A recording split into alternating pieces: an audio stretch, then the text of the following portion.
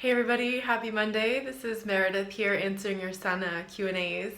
And I want to go ahead and lead in with this question today. It says, "Hi Meredith, I have a question about when you said that only hurting people hurt people. In the interview with George Simon, it seemed he disagreed, implying that some people are just character disordered and know what they are doing, and it really doesn't matter how you label them, it's their behavior that's the issue. I'm finding it hard to forgive when there is no remorse or recognition of the hurtful behavior.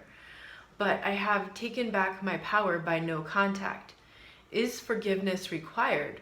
Or can you just move on and mourn the loss that things will never change given those circumstances?"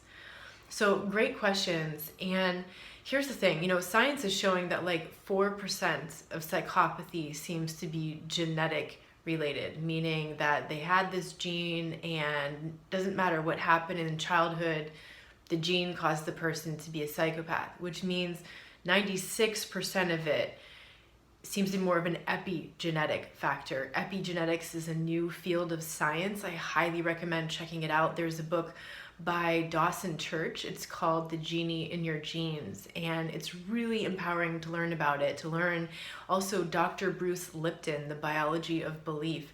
Fantastic information. He says that like 96% of chronic illness is actually caused by environment, not genes. It's the environment that causes the gene to express or to stay dormant. Right, so we can all be carrying the gene for cancer, we can all be carrying the gene for psychopathy, but it's not expressing because of something that happened in the environment. Now, the environment doesn't just mean the air, the food, the water, right? It's also like the emotional and spiritual environment of your childhood. So think about that, right? Think about being in an adult relationship with a narcissist too. Right? The environment, like that's the narcissist's greatest tool, is the negativity paradigm, that emotional pollution that they put out into that environment that you start to believe is reality, right? You start to believe in the illusion, you're in the fog, right? And so like you're in their paradigm.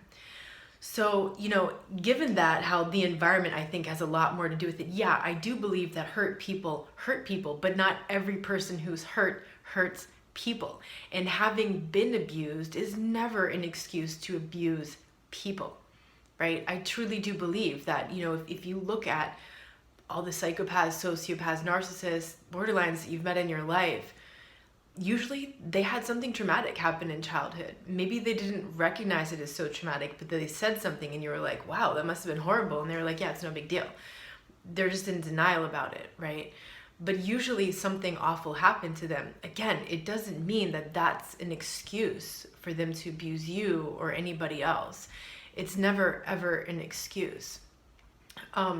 So, great job also for going no contact and taking your power back. Great job that you recognize too that you took your power back by going no contact. The forgiveness thing, it's hard. Like, that is no joke. And in the initial stages of recovery, it's near impossible. Like, to even think about forgiveness is like near impossible, right? That comes usually in the later stages after you're going through the grieving process and you get through that acceptance, right? For me, you mentioned something about the label doesn't matter, but the behavior does. I think it's awesome the way Dr. Simon identifies the behavior, right? And if you read his book, In Sheep's Clothing, he very carefully outlines for you with a description each of those covert, aggressive manipulation tactics that they will use, that he calls the character disturbed people, meaning the people whose conscience does not work like yours and mine, right?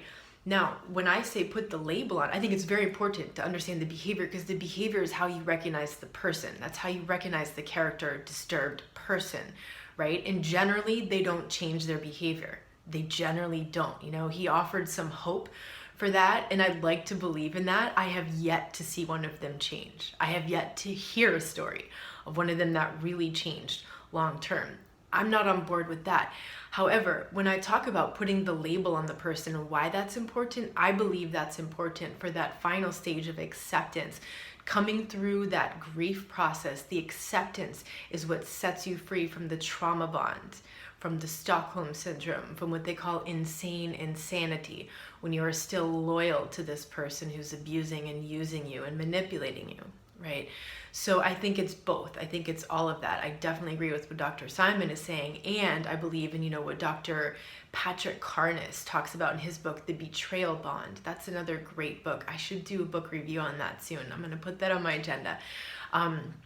But the betrayal bond, right, which is the trauma bond, which is the Stockholm syndrome, and how very important it is to put that label on so you can understand and get it, who that person is. You can finally accept that so you can break the bond, because otherwise you stay in that bond. It's like, well, but this, and then this, and then this, and then this, and you're stuck in the cognitive dissonance of who you think the person is and who they are sometimes, and then who they really are and the true colors that shine through, and then trying to reconcile all that is what keeps you stuck there in that confusion and the trauma bond. So I think it's both. What else here? Okay, so, is forgiveness required, you asked? No, you can always go on without forgiving, but keep in mind that until you forgive, the resentments, the hatred, the anger, the bitterness will only eat away at you, right? I think there's a Buddhist saying, it says something like, hatred is like drinking poison and expecting your enemy to die. That is what it is, right? Like, it's normal and natural to feel angry when you have been abused and used and manipulated and hurt. Perfectly normal. And you need to process and emote that anger so that it doesn't stay inside of your body and eat away at your body and your mind, right? In addition to that, if you imagine those heavy feelings of resentment, hatred, anger, bitterness, right? This is the dirtiest trick of the narcissist, the sociopath, the psychopath, borderline, whatever. They come in, they hurt you, and then you're stuck with those negative feelings, right? They hurt you because they felt like crap, and then they felt better after they hurt you, right? So they got rid of their negative feelings and passed them on to you, and then you held on to the feelings unknowingly in the form of resentments and bitterness and anger and hatred, right? Therefore, it's like you're holding on to this karma, their karma, the negative, heavy feelings of karma. And that's like a weight, right? How many of you have ever noticed this? I just heard someone else say this last week too. She was like, as soon as she got back in contact with the psychopath, it was like all these bad things started happening again. Like she got a parking ticket, and then this happened and that happened, right? Like, how many times have you been there where like you're so angry at them, you have so much resentment, and it's like, it just seems like all these negative, bad things keep happening to you. And you're like, why is this happening to me? I'm a good person. I was the victim in that situation, right?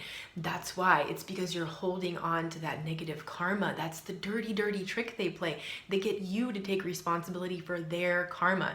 The magical thing is that the forgiveness is what sets you free, because it's like stamping return to sender on that karma.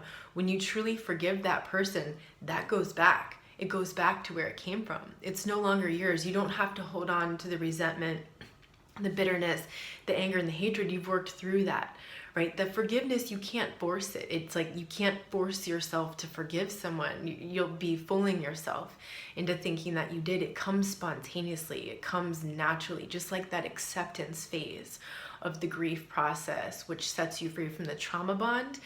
The forgiveness too, it just happens spontaneously. It's when you keep doing the work, you keep doing the emotional processing, you keep doing the self-care work, you keep doing the introspection, understanding who you are and what the hooks are that you have to this and why you're attracted to that and why they're attracted to you, and changing those things inside of yourself, right?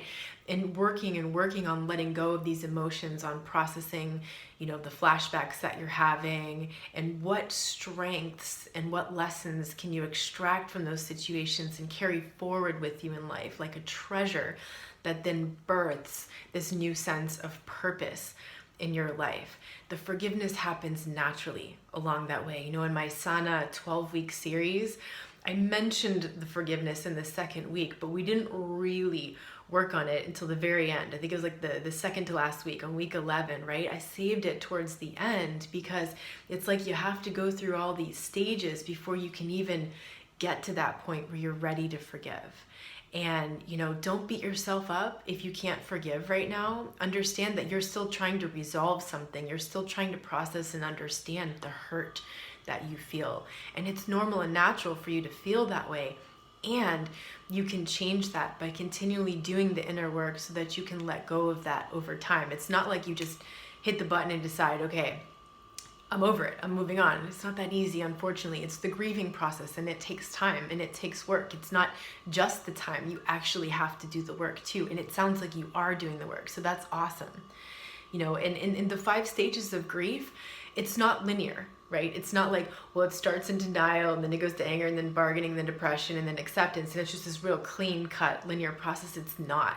You could be jumping back and forth. You could be progressing through and then something happens and then you find yourself back here and then you're working through, or maybe, you know, it's like here and then here and then here, or even like different parts of your life. Maybe in your career, you're in one stage, and in your personal relationships, you're in another stage, in your family, you're in another stage, in your life purpose, you're in another stage in that grieving process, right? So it's not linear, it's not clear cut. Have patience with yourself if you're not there yet. You're not a bad person if you haven't forgiven them yet. You are, however, not quite yet at the point where you have set yourself free. Forgiveness is ultimately about you. It's not about them. That's another really important thing to understand. Forgiveness is not about them. Forgiveness does not benefit them in any way, shape, or form. It is entirely about you. It's like the lubrication for letting go of that sticky, icky stuff that you've been holding on to and carrying. Forgiveness is what sets you free, right? So, you know, something just to really, really important to understand that. You know, you're doing it for you and not for them. And I think sometimes that gets confusing, maybe in a spiritual or religious sense. You know, it's like almost like, well, you owe that person your forgiveness. No, you don't owe anybody anything. And that forgiveness is not for them. It's entirely for you. And part of that forgiveness is the self-forgiveness, right? Because every one of us was mad at ourselves. You know, we're mad at them for how they treated us, but we're mad at ourselves for putting up with it. We enabled it. It was the only way the abuse went on. We enabled it. We rationalized it. We went on with it. We accepted it, right? So we have some self-hatred from that. It's normal. And that's something that we need to process too, that anger we have towards ourselves. Because if we don't process it, it stays like depression. That anger gets turned inwards. It's the liver energy in Chinese medicine, and it becomes depression, right? You don't want to stay in that. If you're feeling depressed, you need to do anger work. You need to release that anger so you can start to set yourself free. So I am sending you a big hug.